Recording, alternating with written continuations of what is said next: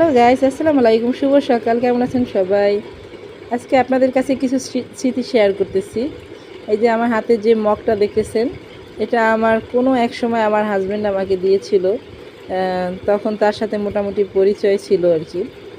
এক কথায় প্রেম বলতে পারেন বা বন্ধুত্বও বলতে পারেন। তো আমার প্রথম জন্মদিনে এটা দিয়েছিল, মানে আমার তার সাথে পরিচয় হওয়ার পরে। এখানে লেখা আছে হ্যাপি বার্থডে টু সুমি। এখানে এই যে ওই সময়কার দিনে এটা খুব ইউনিক ছিল, এখন হয়তো কমন হয়ে গেছে। ওই সময় আমি এটা কখনো আগে দেখিনি। এই যে ছবি সহ।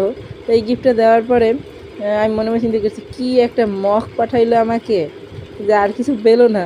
হ্যাঁ, একটু মানে অন্য কিছু দিলে তো ভালো লাগতো, সে মগ দিল। পরে আমার বান্ধবী বলল, তুমি তো এই মগের মানেই বোঝো না। হ্যাঁ, এটা যে কত সুন্দর, কত ইউনিক, কত চিন্তা ভাবনা করে বানিয়েছে।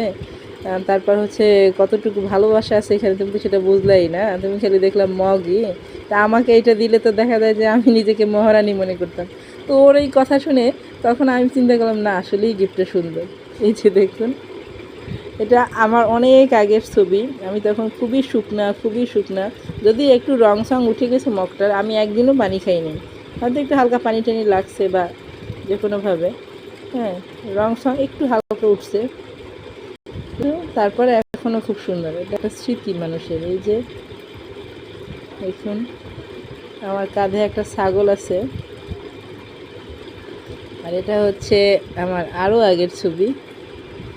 মগের ভিতরটা হচ্ছে এই কালার। ওকে, সবাই ভালো থাকবেন, দোয়া করবেন। শুভ সকাল অনস অ্যাগেন।